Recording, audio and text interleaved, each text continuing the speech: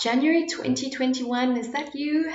Not quite. Unfortunately, 2020 and its COVID-19 drama is not done with us just yet. This week, we wonder whether it's time to start holding each other accountable for the mess that is the COVID-19 second wave.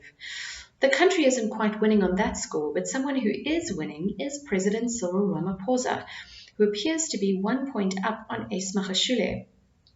Herman Mashaba is finally allowed to run for political office again, and you'll never guess what Donald Trump's Twitter password is, but an ethical hacker did, and it's absolutely hilarious. So let's dive into the wrap, your favorite weekly simple news update, brought to you by Varashni Pillay, myself, Sarah Evans, and the Explain.coza team.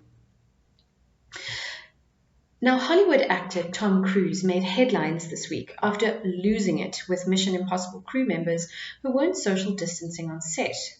His language was colourful, to say the least, but his cause was understandable.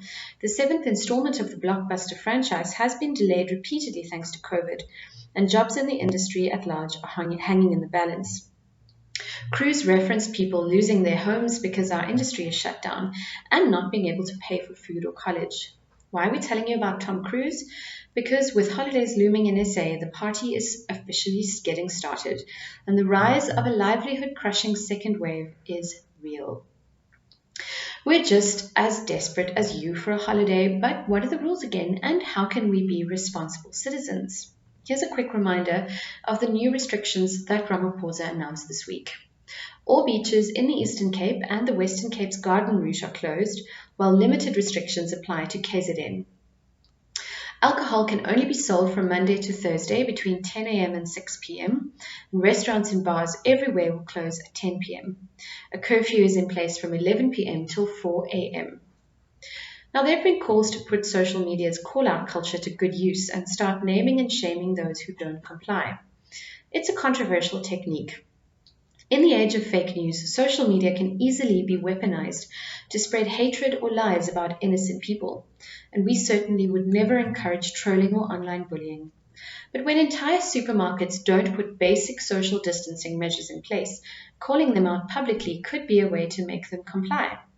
It's heartening to see how many people and industries are being proactive. For example, the Beer Association of SA has deployed 500 patrollers outside liquor stores to ensure COVID-19 protocols are adhered to, according to Eyewitness News.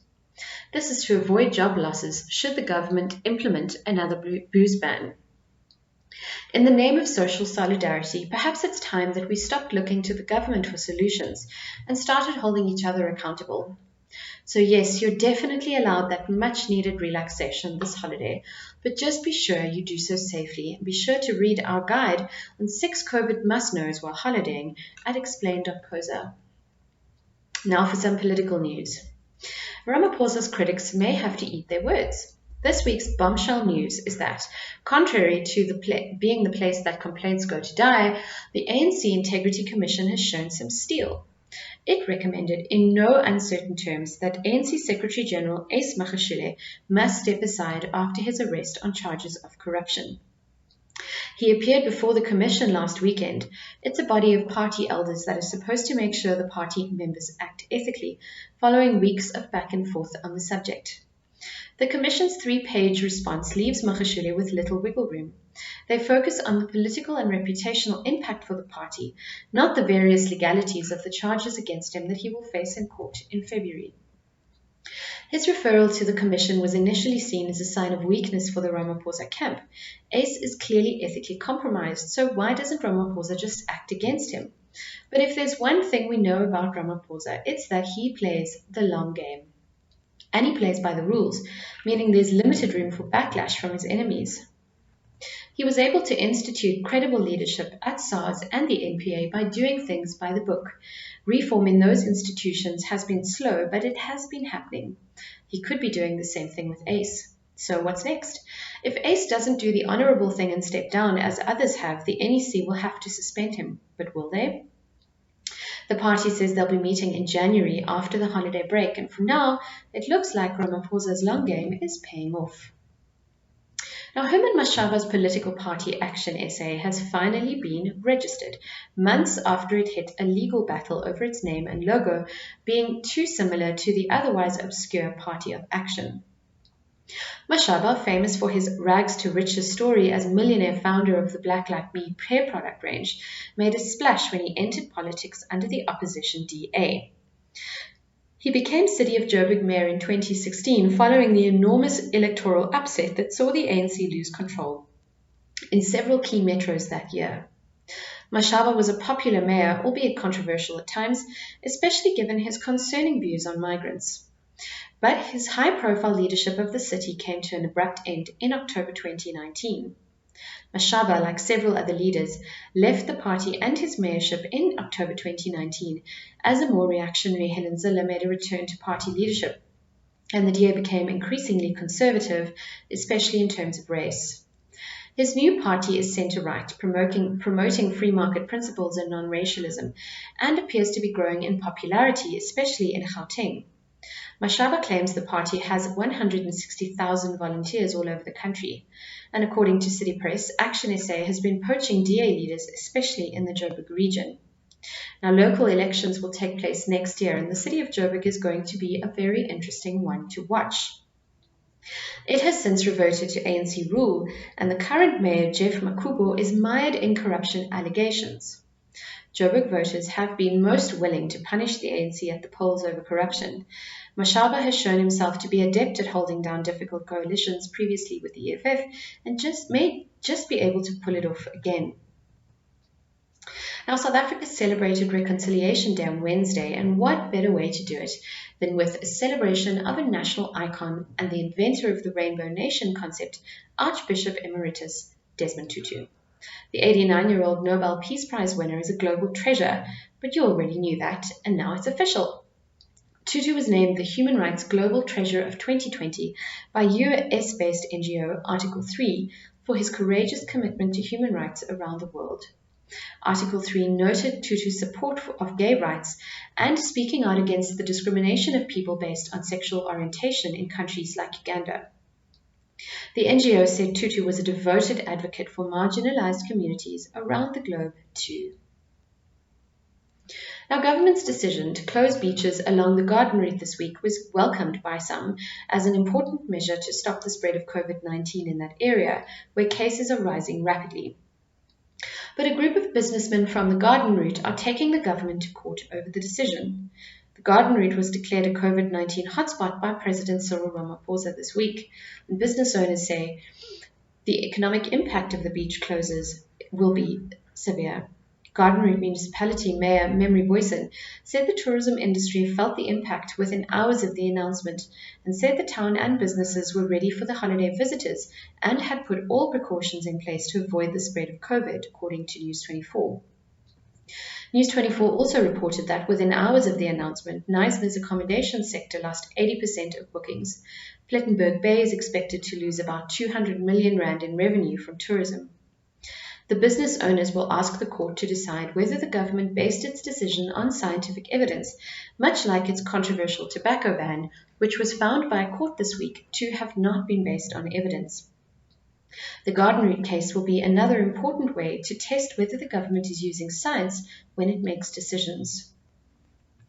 In another boon for SA's amazing scientific community, Salim Abdul Karim, who heads the government's group of advisors on COVID-19, has received one of the biggest awards in science, the 2020 John Maddox Prize.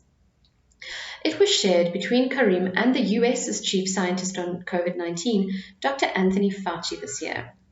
Fauci is an enormously respected scientist and came to global prominence when he pushed back against former US President Donald Trump's COVID-19 denialist policies early in the pandemic. Sharing a prize with Fauci is a pretty big deal, and it's also kind of sweet as the two are already friends. The prize is handed out by UK-based NGO Sense About Science in honor of scientists who promote sound science and evidence on a matter of public interest, facing difficulty or hostility in doing so. Both men have profoundly affected how people on both sides of the Atlantic now understand the COVID-19 pandemic, and it's great to see our Karim getting the recognition he deserves. Now onto some international news. Do you remember Boko Haram? They're the terrorist group that kidnapped over 200 girls in Chibok in northeast Nigeria in 2014, sparking the Bring Back Our Girls hashtag that had everyone from Michelle Obama to Kim Kardashian in support. And on Friday, that group, whose name literally means Western education is forbidden, has done it again. They kidnapped over 300 schoolboys, this time in the country's northeast, showing the spread of their activities. 17 boys have since been rescued, but we're concerned about the rest. Boko Haram, who is anti-anything Western, has killed more than 30,000 people since 2009, according to the Institute for Security Studies. They've suggested it may be time to hold talks with the group as military campaigns alone aren't working. Now, if hell is other people, what is several months stuck with your significant other? Lockdown has wreaked havoc with relationships. Studies from the US, UK, China, and Sweden have shown astronomical increases in breakups since the onset of the pandemic. Now, lawyers, therapists, and other experts are starting to understand why.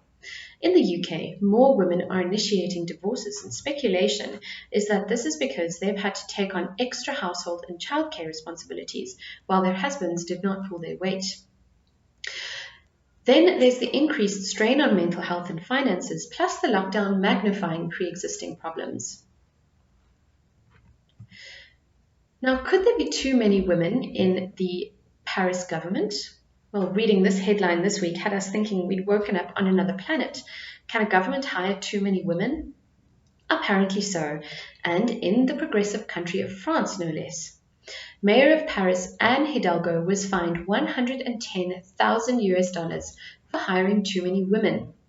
Women were appointed in 11 out of the city's 16 top posts. Ironically, Hidalgo's desire for women in government was in line with a 2012 French law aimed at putting more women in the civil service. Now, fines could be imposed if there was a gender imbalance in government, but in 2019, that law was amended to say there would be no fines. But Hidalgo did the hiring in 2018 when the fines were still in place. Hidalgo said the fine was absurd, but happily paid it anyway, saying she would personally deliver it to the ministry that issued it. Can you guess former US President Donald Trump's Twitter password? Could it be build the wall? How about White House password 1234? No, it's even easier than that. And a Dutch hacker actually hacked Trump's Twitter account by guessing the password, MAGA 2020, his 2016 presidential campaign slogan, according to The Guardian. It's a step up from Trump's 2016 password, "You're fired," which was a throwback to his previous reality TV hit, The Apprentice. The hacker, Victor Givers, will not face prosecution as he is what the Dutch consider to be an ethical hacker. He immediately alerted US authorities and the US Secret Service to the enormous security problem that was right under their noses. Now, it will be the 29th of December when this happens, and hopefully you'll be putting your feet up, turning off your phone, and enjoying some well-deserved social distance downtime with the family. But in case you're a sucker for drama like us, you'll be watching this. The Constitutional Court will be hearing an application by the Commission of Inquiry into State Capture. The Commission wants the court to force Jacob Zuma to give evidence related to his alleged role in state capture, which is something he's refusing to do. If the Commission succeeds, Zuma will finally have to tell us whether or not he let the Guptas run the country. Spoiler alert, he kinda did. Or whether it was all a made-up plot by spies who are out to get him. Spoiler alert, it kinda wasn't. Now that's it from us at The Wrap, a product of Explain.coza, simple news summaries for busy people. Remember to share the love, tell your friends to sign up for the updates at www.explain.coza/subscribe. Bye for now.